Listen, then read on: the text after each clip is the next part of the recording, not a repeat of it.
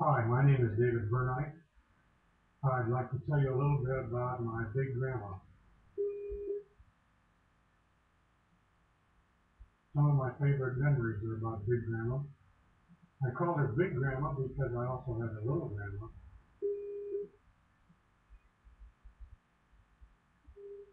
Big Grandma wasn't fat, she was just big.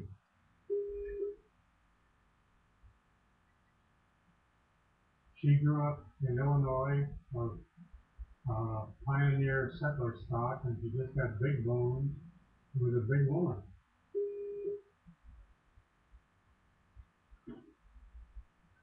When my mother was 13, Grandpa died, and so Grandma took over and went to work and raised all three children herself.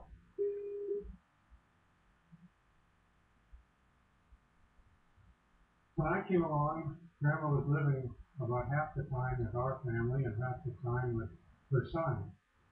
So I always considered her a member of our family. She would wash dishes and do the ironing and help my mother a lot. And I enjoyed Big Grandma.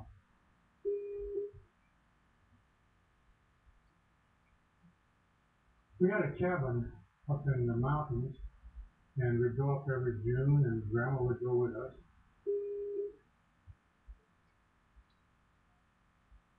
And after the sweeping and dusting and bringing down the cobwebs was done, Grandma would go for hikes with me.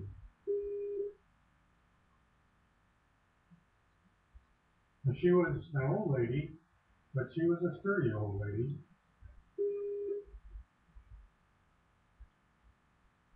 She always took along a big walking stick, and she told me that it was to kill rattlesnakes with.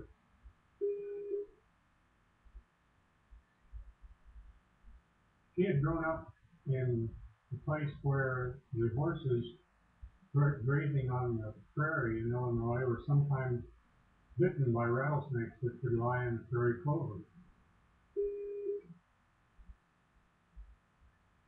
And so Grandma hated rattlesnakes, and whenever she would see one, she would kill it.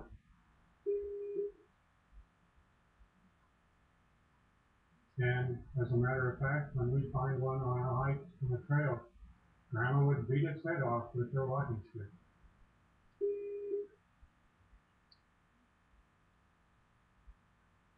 I think one of the funniest things that happened was one day when my dog Laddie cornered a skunk underneath our cabin.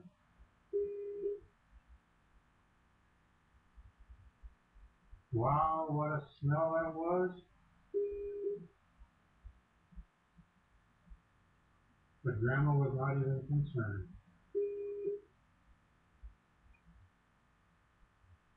That was the day we discovered that Grandma had lost her sense of smell.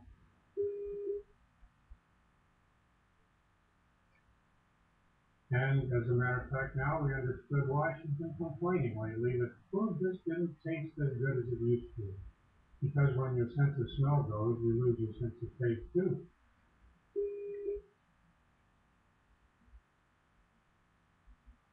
Grandma had been born in 1860, and she told me that when she was 5 years old, her father took her down to the railway crossing to see President Lincoln's funeral train go by.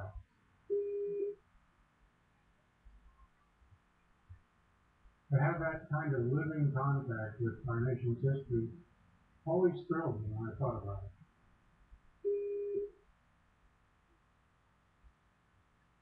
Grandma lived to be almost 102, and on her 100th birthday, President Eisenhower sent her a birthday card.